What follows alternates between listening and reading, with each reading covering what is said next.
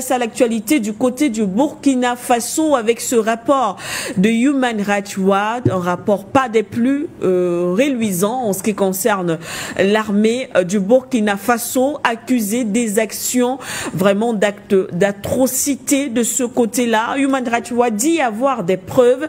Human Rights Watch dit avoir écouté les victimes de ce côté-là qui ont dénoncé certains actes, du moins les activités de l'armée burkinabé contre les civils. Peut-être tout au long de cette émission, on reviendra en détail sur certains, ce que Human Rights Watch a présenté, bien sûr, comme des témoignages des différentes victimes. Mais on le sait, Dr Yamtimba, ce n'est pas la première fois qu'on parle d'un rapport de Human Rights Watch contre, on le sait également, contre certains États ou gouvernements africains. Lorsqu'on voit cet autre rapport contre l'armée du Burkina Faso, sans pour autant, voilà, négliger peut-être la douleur si jamais des victimes, l'on s'interroge quand même lorsqu'on sait que cela aussi, Human Rights Watch est souvent considéré comme un autre bras séculier de l'impérialisme occidental. Écoutez, madame, il faut qu'on s'entende clairement sur les choses. Oui. Nous ne devons pas être naïfs. Nous devons être absolument lucides et nous devons faire très attention à ce genre d'organisation.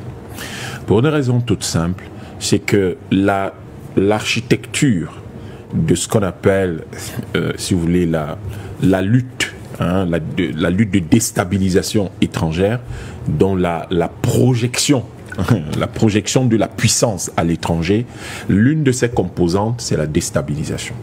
Et la déstabilisation comprend à la fois des actions subversives. Vous savez qu'il y a un pays qui vient d'interdire des partis politiques et des associations pour activités subversives. Effectivement, le Mali, oui. C'est très bizarre parce que c'est le pays frontalier du Burkina Faso. Oui. Vous avez donc des activités subversives par des relais locaux. Vous avez des activités subversives par des agents infiltrés. Vous avez connu ça avec les révolutions orange, etc. Oui. Vous avez, on se souvient que dans un pays, par exemple, comme le Cameroun, dans les années 90, quand il y avait les manifestations de l'opposition, il y avait des gens infiltrés qui provoquaient de la violence. Donc, vous avez ce genre de choses.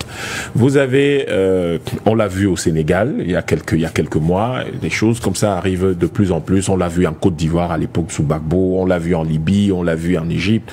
Donc, on projette de la puissance en provoquant ce genre de choses.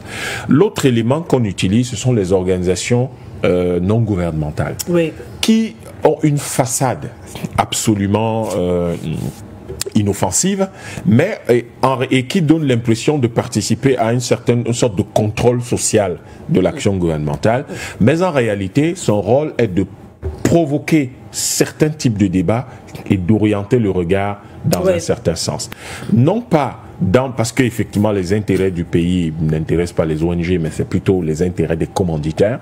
Et donc vous allez avoir à la fois des ONG locales qui seront suscitées, soutenues, et vous aurez ces ONG internationales, enfin qu'on appelle internationales, ces ONG qui vont donc produire un certain nombre de rapports systématiquement sur un certain nombre de problèmes.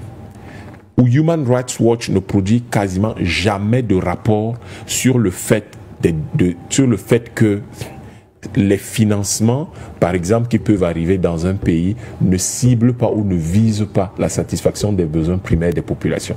Ils vont jamais parler de ça. Ils vont jamais, par exemple, aller faire un rapport sur le fait que M. Bazoum disait que son armée n'avait pas les moyens de combattre les terroristes. Or, il ne parle pas de ça. Or, la sécurité est un droit de l'homme et un droit collectif. Non, ça, ils ne peuvent pas parler de ce genre de choses. Et vous avez donc, à côté de ces organisations non gouvernementales qui produisent énormément de rapports, font énormément de bruit, manipulent la communication, vous allez avoir les médias eux-mêmes, qui vont donc produire un certain type d'informations. Et dans le cadre de ce rapport de Human Rights Watch, vous avez l'impression que Deutsche Welle, Voice of America, RFI, France 24, Jeune Afrique, etc. J'ai pris la peine de regarder. Comment ces journaux peuvent-ils, tous ces médias peuvent-ils avoir les mêmes phrases? Ce n'est pas des phrases qui se ressemblent, c'est les mêmes phrases avec les mêmes mots, la même structure, etc. Comment est-ce possible? Ça veut dire qu'il y a quelqu'un derrière qui a produit le narratif. Et c'est quelqu'un qui a produit le narratif veut qu'il apparaisse d'une certaine façon, parce qu'en apparaissant comme ça crée une sorte d'unanimité et on va dire c'est un fait. Parce qu'en fait, les médias ont tendance à manipuler la sociologie, donnant le sentiment qu'un fait social est un fait connu, reconnu et immuable. Et donc, ils vont se dire, si nous sommes tous à présenter la chose de la même façon, nous constituerons un fait social. Ça veut dire, nous dirons qu'il y a de la véracité dans ce que nous disons. Voilà les éléments par lesquels on manipule. Après, il va y avoir les bourses d'études, il va y avoir la coopération universitaire, il va y avoir beaucoup d'autres choses qui vont utiliser. Mais tout ça, c'est pour projeter de la puissance. Pourquoi? Mais pour déstabiliser un pays, pour y installer le chaos, en disant que l'armée du Burkina massacre les civils, les résultats obtenus par l'armée du Burkina sont remis en question dans l'imaginaire collectif. Et donc, du coup, l'armée, au lieu que les VDP et l'armée gagnent la confiance du peuple, les VDP et l'armée vont plutôt être soupçonnés systématiquement par le peuple. La conséquence, c'est que ce que dénonce le ministre de la Défense en disant la complicité passive et active va leur paraître non pas comme une interpellation à s'engager dans la sauvegarde de leur pays. Et depuis un certain temps, nous savons que pour les Burkinabés, c'est une guerre de décolonisation, ce qui veut dire que, c'est ce que dit leur président, ce qui veut dire que en fait le président a ramené ça exactement dans le contexte, par exemple, où le Vietnam se battait contre la France ou contre les États-Unis, exactement dans le contexte où le Cameroun se battait contre la France à l'époque, exactement dans le contexte où l'Angola, le MPLA, l'UPC au Cameroun, le MPLA se battait contre les Portugais en Angola, où Samora Machel, la Renamo, il se battait contre les Portugais au Mozambique, exactement comme cela s'est passé, les Maasai se battaient contre les Anglais au Kenya, etc., etc. En réalité, si vous replacez tout ça dans la même perspective, vous comprenez que c'est une guerre profonde de communication, parce que pendant longtemps, on a dit non, il y a une lutte contre le terrorisme, il y a l'État islamique dans le Grand Sahel, etc. Il y a le G6, non, c'est des terroristes. Non. En fait, le président replace des choses dans le contexte.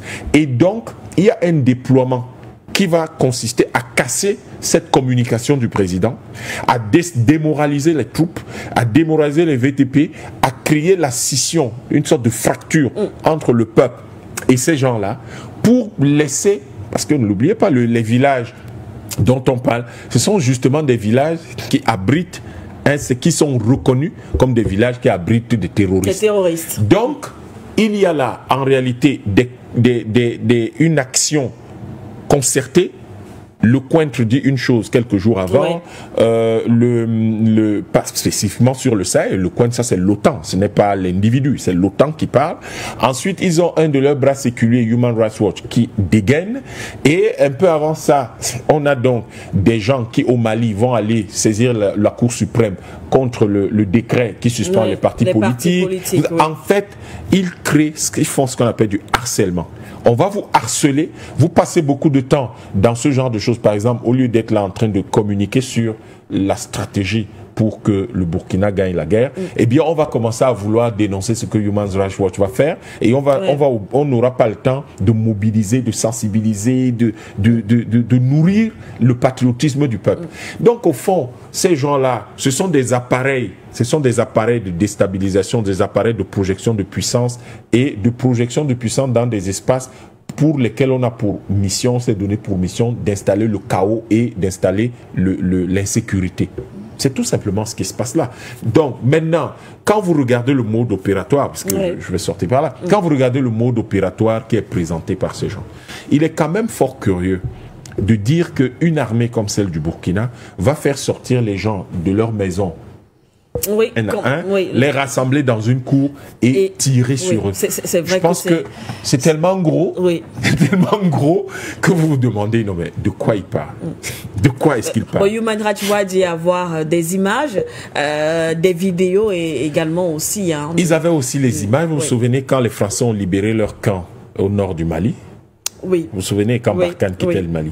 Ils ont libéré, ils avaient les images de charniers qui avaient été creusés alors que l'armée malienne n'avait pas encore pris le contrôle du camp, mais des images de Maliens en train de creuser un charnier.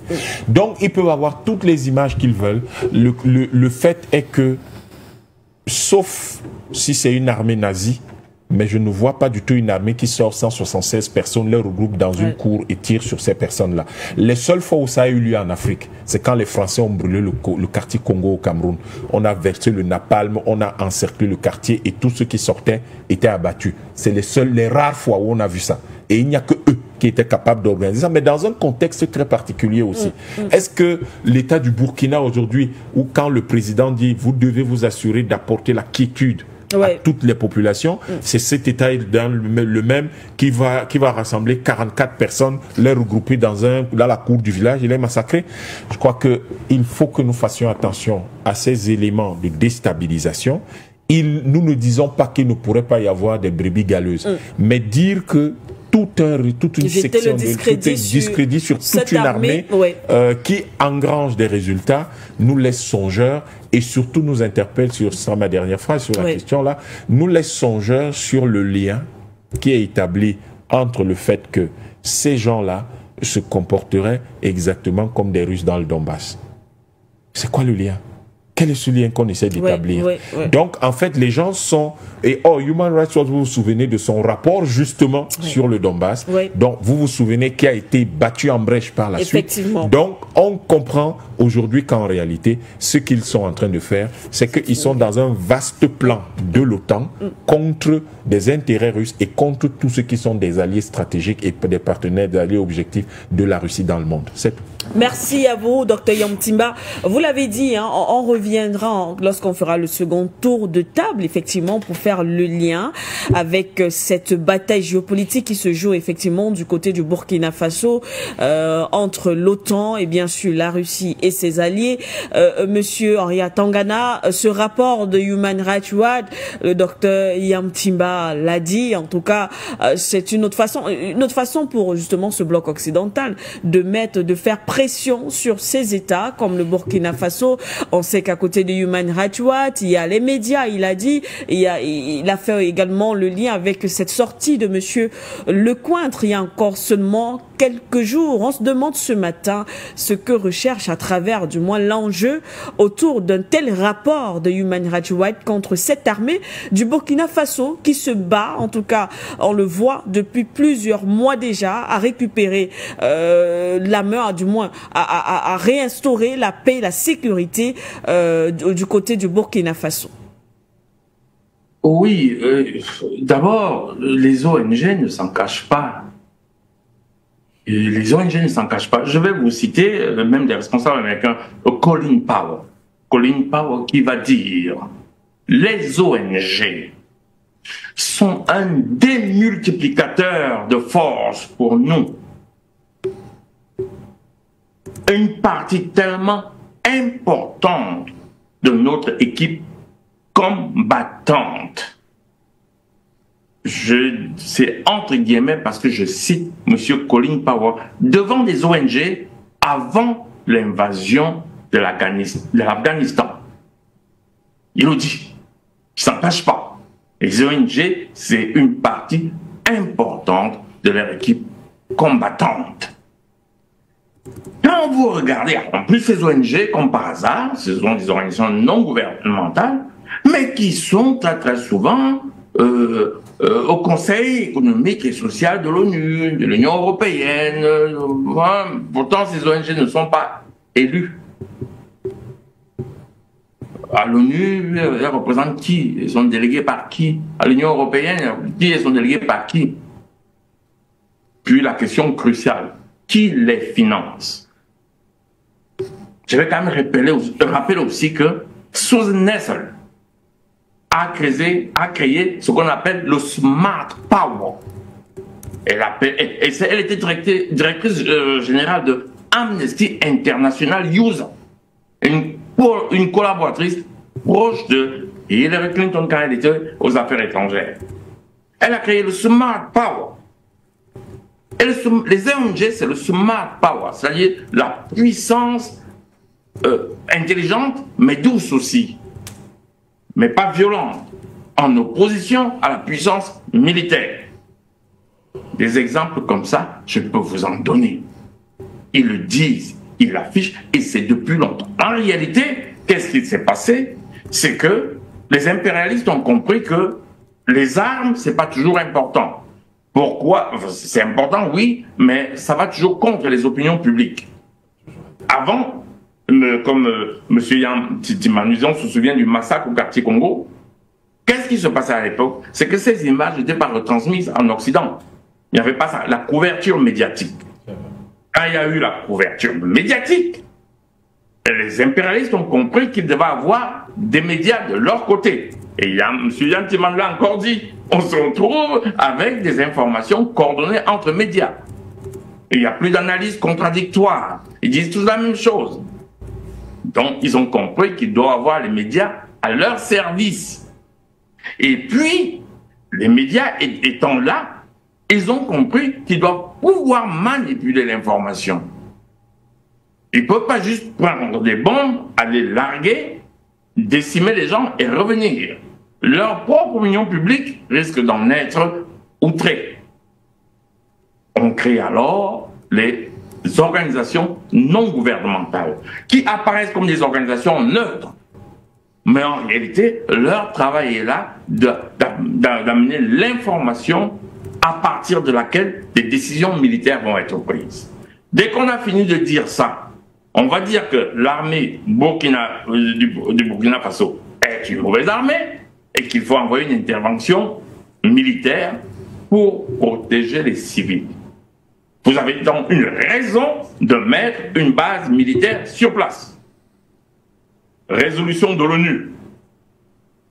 Ah, si vous n'avez pas à l'ONU quelqu'un qui a un pouvoir de dire non, je veux pas, je suis pas d'accord avec, c'est-à-dire un des membres permanents de l'ONU qui dit je veux pas, ben la résolution elle passe. On se souvient d'ailleurs que très souvent, parfois, ils n'ont même pas eu besoin de membres des résolutions de l'ONU. Voilà. Donc globalement, je fais court. On pourrait en parler pendant des heures. Donc c'est ça le rôle des organisations dites non gouvernementales. Depuis longtemps, nous le savons. C'est une des forces combattantes. C'est-à-dire que les forces, c'est quoi? C'est les forces armées. Nous l'avons compris. C'est évident. Les médias, nous l'avons compris. Les organisations non gouvernementales, nous avons du mal à le comprendre. Et puis il y a la monnaie. Pourquoi je parle de monnaie? Les groupes qui revendiquent les élections sont financés par qui? Et c'est d'autant plus facile pour eux que c'est eux qui battent nos monnaies. Ils financent via des ONG, via des ambassades, via des circuits secrets pour financer ces gens-là qui se disent nous voulons les élections alors que ça n'a pas de sens des élections dans un pays qui n'a pas sa souveraineté. Et d'ailleurs, je vais envoyer un message au vaillant Ibrahim Traoré, à Assimi Goïta, pour leur dire que vous n'êtes pas en période transitoire. Vous essayez de recouvrer votre souveraineté. Les élections n'ont de sens que si cette souveraineté est recouverte. Et parmi les éléments de souveraineté, n'oubliez pas la monnaie. Parce que si vous venez faire tout ça, et que vous avez la même monnaie, et que le mec il peut imprimer les papiers, envoyer ça là-bas, et financer des groupes soi-disant opposants et tout ce que vous voulez, vous connaissez le résultat. Vous allez vous retrouver avec un vendu à la tête de l'État. Et ce sera, comme ils disent par ici, rebelote à refaire. Je sors par là pour l'instant. Merci bien. Merci. Merci à vous, Monsieur Henri Atangana. On poursuit avec Sylvain de Bogou. Également, votre commentaire avant de revenir peut-être sur le lien avec la présence ou alors la relation qu'entretient aujourd'hui le Burkina Faso et bien sûr la Russie. Mais déjà, ce rapport de Human Rights Watch qui accable bien sûr l'armée du Burkina Faso. Vous avez suivi les analyses et commentaires des autres panélistes sur le plateau. En tout cas, c'est un rapport assez accablant qui fait froid dans le dos lorsqu'on lit, en tout cas entre les lignes, on écoute, on prend connaissance des du moins, je mets entre guillemets des témoignages des victimes qu'aurait recueilli Human Rights Watch. On se demande de cette armée qui semble pourtant engagée pour la reconquête du territoire entre les mains des terroristes. Et on a du mal à comprendre ce type d'agissement de cette armée qui se veut pourtant républicaine. Merci. Moi, je ne suis pas étonné par le rapport de Human Rights Watch. Human Rights Watch n'a jamais fait un rapport de bienfaisance d'un pays africain, donc je ne suis pas étonné. Human Rights Watch n'a jamais fait de rapport des exactions faites par les États-Unis dans l'autre partie de l'Amérique, c'est-à-dire l'Amérique du Sud. Human Rights Watch ne fait pas de rapport sur la Syrie où ils sont allés massacrer, l'Afghanistan où ils sont allés massacrer des innocents. Human Rights Watch ne fait pas de rapport sur les gilets jaunes où il y a eu réellement des morts en France. C'est cela Human Rights Watch. Mais ce qu'il faut retenir ici, il faut dire que Robert Bernstein, c'est lui le fondateur officiel de Human Rights Watch avant que cette organisation ne soit prise en main par George Soros. Qui est George Soros? George Soros, c'est un bras séculier des envahisseurs étrangers qui veulent toujours épuiser l'Afrique, George Soros. Il a même décidé de mettre au moins 100 millions de dollars à la disposition de Human Rights Watch. Et donc, Robert Bernstein, que je citais tout à l'heure, disait que il soupçonnait finalement l'organisation qu'il a fondée lui-même de ne pas être objective et que cette organisation a des pratiques biaisées, qu'elle recueille des informations auprès des supposées victimes, des informations qui ne sont pas vérifiables. Et ces informations maintenant sont véhiculées dans les médias que nous, Africains, on était obligés parce qu'on n'avait pas les moyens de communication. Ces médias que nous écoutions d'abord et que nous lisions d'abord avant de faire notre opinion sur quelque chose de donné, sur un fait donné. Mais aujourd'hui, ils se rendent compte que l'Afrique s'est réveillée et que ce retour-là, il n'y a pas de retour, il n'y a pas de U-turn, comme on le dit. Alors, c'est un rapport, il est vrai, dans toute reconquête du pouvoir, de contrôle d'un État, l'intégrité d'un État, il peut avoir des ratés. Mais dire que le Burkina Faso, cette armée panafricaine, nationaliste, va rassembler des gens, 233 personnes, et les assassiner de façon, je dirais, inconsciente, je dis que c'est grave. Le Burkina Faso et cette classe dirigeante qui est là pouvaient faire toute pression sur les acolytes de Blaise Compaoré qui sont même encore à l'intérieur du Burkina Faso si elle était vraiment une armée de tueurs pour les assassiner. Mais elle laisse la place à la justice. C'est cela, c'est ce genre de pratique que Human Rights Watch, que les États-Unis envoient sur le terrain, c'est-à-dire toutes ces organisations dites non gouvernementales, mais qui en réalité défendent les intérêts de leur nation, ces organisations-là sont là pour nous, pour dévier notre conscience vers d'autres choses, parce elles savent que réellement l'Afrique est en train de se mettre debout, et donc il faut amener notre pensée vers de fausses choses, et ils vont encore venir nous déstabiliser. Sinon, nous les avons vus. Vous avez vu que, par exemple, en Côte d'Ivoire, sous Gbagbo, ou sous la barbe et avec la complicité de l'ONU, on a vu des personnes qui étaient couchées sur lesquelles on versait du mercurochrome, et ces personnes qui se levaient ont dit non, couchez-vous, le filmage n'est pas encore terminé. Tout ça pour dire que Gbagbo était un assassin. Ils ont parlé des charniers en Côte d'Ivoire. Mais aujourd'hui, qui a fait les forces communes? C'est celui qui est au pouvoir, Alassane Dramane Ouattara, ou Human Rights Watch. n'a pas encore fait de rapport pour dénoncer ce que Alassane Dramane Ouattara fait. En Syrie, où est le rapport de Human Rights Watch? En République démocratique du Congo, où les États-Unis, l'Angleterre et la France et Bruxelles soutiennent Mordicus, Paul Kagame, pour faire des incursions, pour aller tuer et voler l'or et toutes les richesses pour venir déverser ça dans leur banque et dans leur poche. Où est le rapport de Human Rights Watch? C'est cela.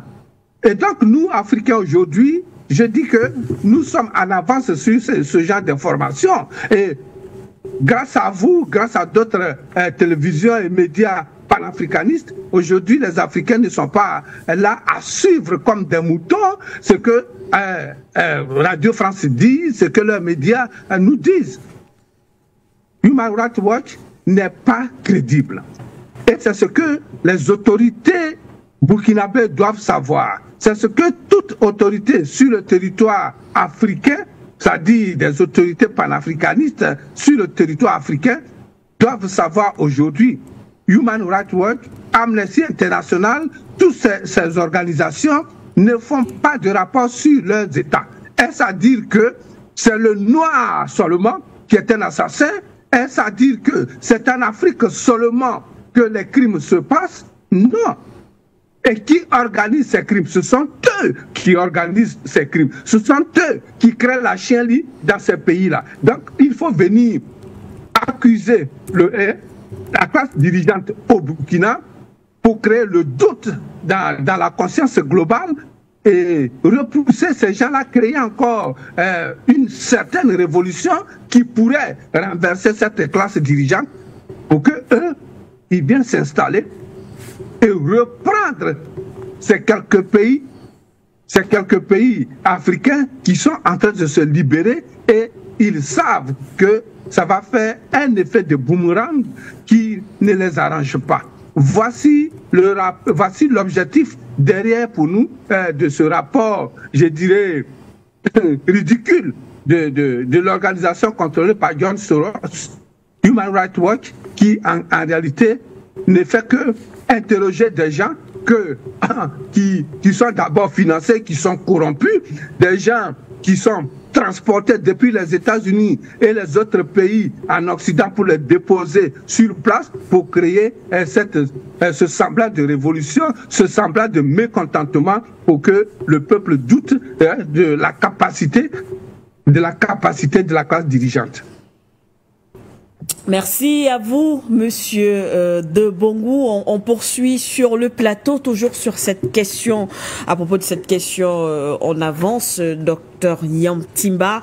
On rappelle, seulement pour l'année 2023, on prend quelques exemples du côté du Mali, par exemple. On se souvient, Human Rights Watch avait effectivement sorti un autre rapport, accusant l'armée malienne des actions sur les civils. On rappelle, bien sûr, 2023, à la tête le président, bien sûr, Assimi Goïta.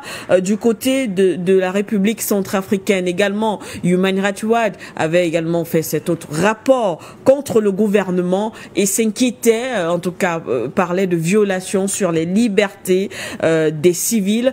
Du côté du Niger également, en octobre 2023, Human Rights Watch avait également encore une fois de plus sorti cet autre rapport, Human Rights Watch d'ailleurs, Amnesty International, sur la dégradation des droits humains du côté du Niger, bien sûr on le rappelle, depuis avec à sa tête le monsieur Tiani, le président du Niger actuel. Alors, Dr Yamtimba, lorsqu'on voit tous ces rapports, on l'a dit, et ces pays, effectivement, qui sont la cible de Human Rights Watch, l'on s'interroge, on en vient donc directement avec le partenaire aujourd'hui assez privilégié de ces différents États qu'est la Russie. On comprend qu'il y a certainement une autre guerre qui se joue en dessous. C'est certain. Oui. Il y a même quelque chose d'extrêmement grave derrière ce rapport. Oui. Parce que la question qui apparaît évidente, oui, c'est quelqu'un a tué ces gens. Oui. quelqu'un a laissé filmer. Oui. Oui. Et la personne a laissé filmer et s'est arrangé à ce que ces images parviennent à Human Rights Watch. Et c'est la raison. Et cette personne l'a fait pour un objectif. La preuve, nous l'avons sur ce plateau ce matin. Oui. Donc, quelqu'un a envoyé des autorités, un message aux autorités du Burkina Faso. Quel est ce message? Qu'est-ce qu'il voulait dire aux autorités du Burkina Faso après que celle-ci, ce soir, après que les autorités aient rangé l'armée ou presque fusionné l'armée avec le Mali, le Niger. Le Niger, oui. Et quel est ce message? Est-ce que le message était de dire nous sommes capables d'agir sur votre territoire, de faire disparaître même des villages entiers, et nous pouvons agir brutalement sur votre territoire et de façon à appliquer la solution finale. Parce que quand vous massacrez un village de 44 personnes, 176 personnes, ce n'est pas pour dire aux gens que vous êtes en train de jouer. C'est de la brutalité, c'est une solution finale. Et ils vous disent, voilà le message qu'ils envoient, et ils disent, voici les preuves que nous sommes capables de faire ça. Donc quelqu'un a voulu envoyer un message aux autorités burkinabées. Qui a envoyé ce message? Mais il est clair qu'un tel message envoyé aura forcément, entre autres objectifs, de déstabiliser les VDP et l'armée. Parce que si vous êtes capable de massacrer 176 civils, vous ne ferez qu'un quartier de même de milliers de soldats burkinabés. Vous ne ferez pas du tout, vous ferez vraiment pas attention à eux, vous les massacrerez. Donc, quelqu'un a envoyé ce message-là, mais la première question, c'est à qui peut profiter un tel crime? Oui. Il est évident qu'un tel crime, même le GSIM, qui est leur bras armé, ne pourrait être que contraint de massacrer autant de gens facilement. Parce que ça peut être un deal, ça peut être du chantage, ça peut être dans la stratégie, les propositions de financement, et à ce moment, ils peuvent massacrer. Et le comble, c'est que ces gens qu'on massacre là, mais ce sont des Burkinabés, c'est les gens du GSIM, les gens de Al-Qaïda, ou je sais pas moi, l'État islamique au Grand Sahel. Ce sont les mêmes, c'est les mêmes familles, c'est les mêmes jeunes gens. Donc, il y a là quelque chose à laquelle il faut faire attention. Quelqu'un a envoyé un message. Et ce message-là, il faut le comprendre tel qu'il est. C'est un message clair de déstabilisation. C'est un message clair pour dire nous irons de plus en plus loin. Et donc l'armée, il n'y a pas de hasard. Mais pourquoi c'est à ce moment-ci que le président vient demander à son armée de se préparer à une guerre de haute intensité? C'est trop de coïncidences, c'est trop de choses au même moment. Et il faut s'interroger sur les réactions, le jeu des acteurs. Ouais. Le président vient dire quelque chose qui va au-delà. Nous devons nous préparer à une guerre de haute intensité. Et on a ces rapports qui finalement sortent et qui sont officiels. Non. Il faut également s'interroger quand on regarde ce rapport, quel est le lien entre 3 ou 4 choses. La première, quel est le lien entre le cointre OTAN et les actions souverainistes du Burkina Faso, expulsion des Français, prise de contrôle, reprise de leur en main de leur souveraineté, et retrait de la CEDEAO avec le Mali et le Niger. Quel est le lien avec ça, avec le cointre, avec l'OTAN et le conflit en Ukraine, la recomposition géopolitique du monde avec justement l'invitation de la Russie au Sahel, les projets nucléaires qu'on annonce de ce côté avec la Russie? Quel est le lien entre tout ça avec ce rapport-là? Il n'y a rien de gratuit. On peut me dire oui, mais tout ça est peut paraître nébuleux, mais c'est très nébuleux la façon dont les autres déstabilisent le monde. Ils ne déstabilisent pas le monde en disant ce n'est pas comme du temps de l'esclavage, on va débarquer, on va bombarder vos côtés entrées. Aujourd'hui, on ne fait plus comme ça. Aujourd'hui, on met en place un système qui brouille complètement l'information, parce que si justement l'information est claire, vous pouvez mieux vous organiser et vous pouvez réagir de façon plus adaptée à chaque menace, à chaque action, à chaque risque. Donc, il faut que ce soit un flou total, une sorte de four à gaz, pour que vous ne sachiez jamais exactement quoi faire là-dedans. Il est évident qu'il y a trop de choses qui se disent et se font au même moment, et toutes ces choses qui se disent et se font au même moment interpellent sérieusement les Africains. La vérité est que les Américains, on l'a compris, veulent étendre la guerre qui a lieu en Europe de l'Est au reste de la planète dans le but d'affaiblir la Russie. Si vous dites que la Russie est en train de gagner la guerre en Ukraine, qui a l'air tout à fait évident aux yeux du monde entier et qui a poussé les Américains à se dire jetons nos dernières forces dans la bataille en votant dernièrement, en faisant passer in extremis l'aide à l'Ukraine, eh bien, il faut aller harceler la Russie partout, y compris dans les endroits les plus insoupçonnés. Parce que qu'est-ce que ça veut dire de dénoncer un massacre de civils au Burkina Faso qui est soutenu par la Russie? Par la Russie. C'est de dire, les Russes, ils sont comme ça. Ils tuaient les gens au Donbass. Vous voyez comment ils aident les Burkinabés à tuer les gens là-bas. Mais les Russes n'étaient pas au Mali, dans le petit village où on a massacré des gens qui étaient à une fête. Je ne me souviens plus comment ça s'appelle, ou Borno, ou quelque chose comme ça. Et ils n'y étaient pas. Les Russes, c'est pas eux qui avaient fait le charnier ou avaient aidé à faire le charnier qui était à côté du camp de Barkhane, je crois que c'était vers Gao. C'était pas les Russes. Et de toutes les façons, ce qui se passe là, ça nous amène à savoir que c'est beaucoup plus facile, de plus en clairement pour les Occidentaux, de déstabiliser nos pays tant qu'ils restent petits et fragiles. Il est temps, on ne cessera jamais de le dire, on ne voit peut-être pas immédiatement le lien, mais la pertinence saute aux yeux. Il faut que nos États soient unis, qu'on forme de plus grands ensembles. Et la chose qu'il faut faire en Afrique, c'est d'interdire ces ONG. C'est difficile à dire. Je sais que ça donne du travail à des dizaines de milliers d'Africains, mais il faut les interdire. Si quelque chose vous donne du travail, mais détruit votre pays, au mieux vous-même, vous êtes contre votre propre pays. Je crois qu'il faut interdire ces ONG. Tant qu'ils peuvent faire leur rapport en étant chez eux là-bas, il n'y a aucun problème. Mais il faut les interdire, parce qu'en les interdisant, ce qu'on crée, c'est un environnement où nous pouvons parler entre nous, où nous pouvons discuter entre nous sans interférence.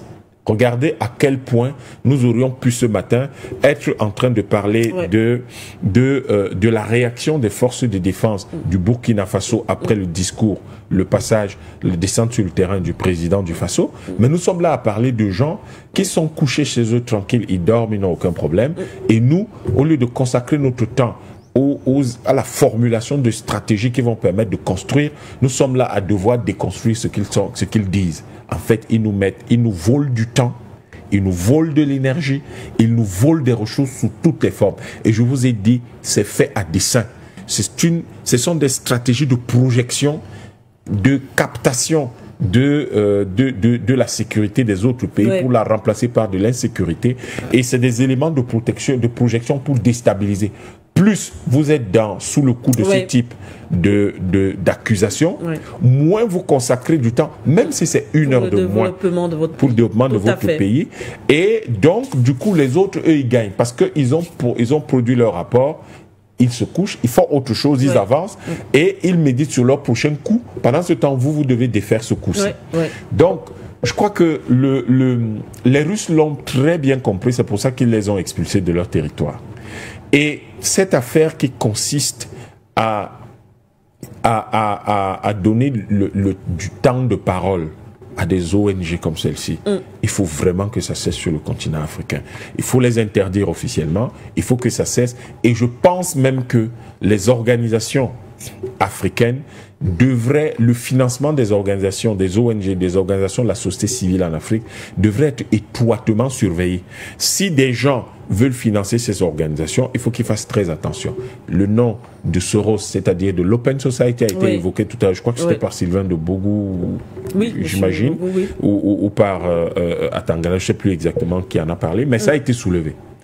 Si de telles organisations continuent à financer des ONG en Afrique, l'Union européenne, qui financent des ONG pour la promotion de l'homosexualité, alors que c'est interdit par la loi. C'est-à-dire que vous voyez des gens qui sont capables de marcher sur nos lois pour atteindre leurs objectifs. Donc l'ONG, ils financent ce genre de choses. On sait qu'ils le font par exemple au moins au Cameroun, où ils financent des ONG qui soutiennent la pédérastie, qui est absolument contraire à nos valeurs traditionnelles.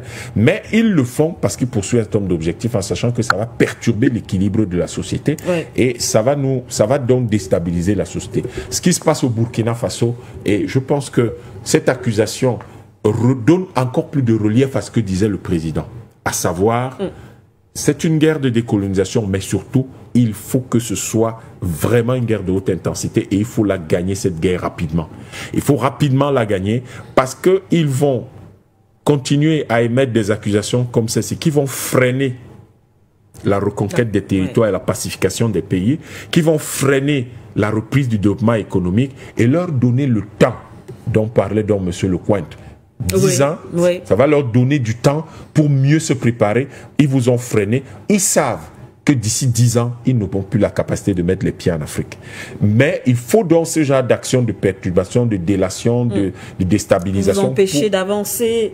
Pour nous empêcher d'avancer. Et comme ça, ils auront le temps de bien se préparer et ils auront suffisamment de force quand ils arriveront parce qu'on aura traîné beaucoup trop longtemps. Et là, je suis d'accord avec Patient Parfendum qui dit on n'a pas l'éternité. Et donc, il faut que ce soit nous qui identifions cela comme un risque et que nous disions, eh bien, c'est un risque. Voici la réponse à ce risque. Et l'un des éléments de réponse à ce risque, c'est que c'est interdit chez nous. Oui, merci à vous, Dr Yantimba. Henri Atangana, je reviens vers vous, effectivement, sur dans la même lancée avec en impliquant, bien sûr, cet autre acteur, la Russie. On le sait, on voit que c'est une autre guerre géopolitique qui se joue sur le territoire burkinabé, notre façon de discréditer effectivement cet allié qui s'est imposé du côté du Burkina Faso, bien sûr, alors que voilà, un ancien allié comme la France a été chassé au profit de la Russie à travers justement ce rapport de Human Rights Watch. Dr Yam également l'a rappelé sur le plateau. C'est aussi une autre façon d'empêcher ces États africains, dont le Burkina Faso, de se concentrer sur l'essentiel. Oui, d'abord, quand on dit que l'ancien allié était la France, c'est un narratif qui ne me convient pas. La France n'était pas un allié. La France était un colon. Après la colonisation, il a transformé la colonisation par le néocolonialisme. C'est pour l'instant encore un colon. Et il est suffisamment colon pour être encore propriétaire de la monnaie qui circule chez nous. Or, le pouvoir de la monnaie est un pouvoir régalien. Si quelqu'un d'autre bat votre monnaie, vous ne pouvez pas prétendre que vous êtes indépendant. Et non seulement il a gardé le pouvoir de battre notre monnaie, mais il a gardé notre pouvoir militaire. Je vous rappelle que les bases militaires ne sont pas là. Ils nous ont dit, vous ne pouvez pas avoir d'armes. Mais quand vous avez un problème, moi je viens agir. C'est comme ça qu'il a dit les bases militaires. Sous ce prétexte, mais en fait, les bases militaires ne sont pas là pour protéger les États. Les bases militaires là sont pour protéger le franc CFA, qui est un intérêt majeur pour la France. Dans le narratif par lequel on dit que c'était un partenaire, moi je m'érige, je ne l'accepte pas, je ne l'avale pas, on peut le dire comme ça, disons-le parce que ça nous fait plaisir. C'est un ancien colon qui n'a pas voulu partir et qui utilise des manigances pour rester. Et nous sommes encore sous colonisation. Je donne un exemple très très simple. On a dévalué le franc CFA. Est-ce que vous savez ce que ça veut dire en pratique? Ça veut dire qu'un hectare de cacao produisait de l'argent à votre grand-père, parce que nous sommes tous petits-fils de cultivateurs. Ils nous ont obligés à cultiver le cacao pour vivre. Ils ont pu avoir de l'argent. Dès qu'on a dévalué de 50% la dernière dévaluation, l'hectare de cacao lui produisait la moitié moins de richesse sur son travail. C'est un crime contre l'humanité. Ça veut dire que ces enfants, ils ne pouvaient plus les envoyer à l'école. Vous avez vu comment nos parents ont abandonné la culture de cacao après la deuxième dévaluation? ça ne valait plus rien. Heureusement, le cours du cacao est en train de monter aujourd'hui, qui fait que le cacao a repris de l'ampleur. Avec un hectare de cacao, aujourd'hui, vous avez plus de revenus qu'un fonctionnaire. L'hectare de cacao peut vous rapporter à peu près 5 millions, enfin, un fonctionnaire classe catégorie B, 5 millions de francs, un fonctionnaire qui gagne 150 000 francs CFA par mois, à la fin de l'année, il a un revenu d'1,5 million. Alors que l'hectare de cacao aujourd'hui a vu le prix à l'international, et le fait d'ailleurs que la politique camerounaise est très très bien de répercussion du prix à l'international avec très peu de pertes. Vous vous souvenez d'ailleurs du débat du prix du cacao en Côte d'Ivoire et du prix du cacao au Cameroun, c'est une parenthèse. Ça permet aujourd'hui qu'avec un hectare de cacao, vous avez 7 millions de francs par an. Vous avez plus d'argent qu'un fonctionnaire qui gagne 150 000 francs, c'est pas par mois. C'est pas bien là de revenus annuels. C'est une parenthèse. Donc, ces gens-là, quand on parle de, c'était pas les partenaires. En réalité, aujourd'hui, il y a une guerre géopolitique, une guerre de passation au nouvel ordre mondial. Et cette guerre de passation au nouvel mondial demande des alliés. Cette guerre est la guerre OTAN-Russie. L'OTAN a besoin d'alliés. Vous vous souvenez qu'au cours de la Deuxième et Première Guerre mondiale, ils sont venus chercher des gens chez nous pour aller combattre les Allemands. Or, la donne n'est plus la même. Pire, non seulement nous ne sommes plus des alliés, mais nous sommes les alliés de la Russie de plus en plus, compte tenu de la politique qu'ils ont menée colonialiste chez nous. Compte tenu du fait qu'ils n'ont jamais fait de nous des vrais partenaires. C'est la raison pour laquelle, d'ailleurs, vous vous souvenez, Poutine avait dit « Je n'ai pas besoin de faire la guerre à la France. Je libère les Africains et la France est un pays du tiers-monde. » Pour rappel, nous déposons encore la moitié de nos devises au Trésor français. C'est de l'esclavage. Quand vous vendez le cacao, vous le vendez en dollars.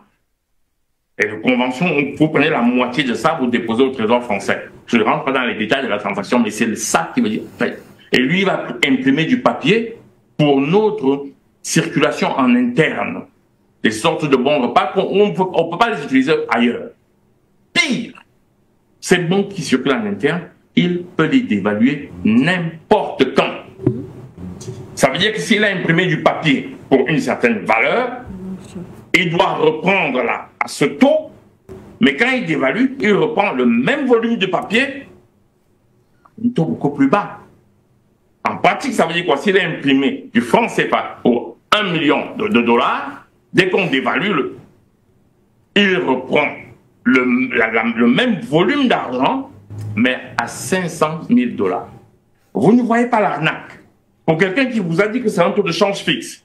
Attendez. Donc, il y a donc cette guerre-là, et cette guerre-là a besoin de déstabiliser la Russie. Et la Russie est là parce qu'elle sait qu'elle a besoin de gagner cette guerre. Et le monde entier sait et préfère un monde multipolaire. C'est la raison pour laquelle le monde entier supporte, en tout cas la plus grosse partie du monde, supporte le monde multipolaire. En revanche, si le monde multipolaire arrive, c'est-à-dire que nous vendons nous sommes indépendants, nous vendons nos matières premières au prix du marché, et le monde est dédollarisé. Waouh! La dédollarisation s'arrête quelques instants. Nous avons un pays qu'on appelle les États-Unis, dont l'argent est accepté par tout le monde entier, mais c'est du papier. Ça veut dire que c'est le pays qui peut se servir dans tout le monde entier. Il imprime le dollar, il vient vous donner du papier, chez lui, il vient vous le donner, et il prend tout ce qu'il veut chez vous. C'est d'ailleurs comme ça qu'il a développé la puissance militaire pour conserver cet avantage et projeter les bases militaires. Vous croyez que la dédollarisation fera quoi des États-Unis? Un pays du tiers-monde. C'est à cette guerre qu'on est en train d'assister là. Et ce que nous voyons là, ce sont les éléments, les paramètres, la température de cette guerre-là. C'est-à-dire que c'est-à-dire ce sont les effets que nous mesurons. Cette guerre qui se passe en Afrique. C'est celui qui va gagner l'Afrique qui va gagner la guerre. Et le monde entier a intérêt à ce que le monde soit multipolaire. C'est de ça qu'on assiste de façon géostratégique. Parce que vous m'avez posé la question du point de vue géostratégique. Ouais. C'est de ça qu'il s'agit.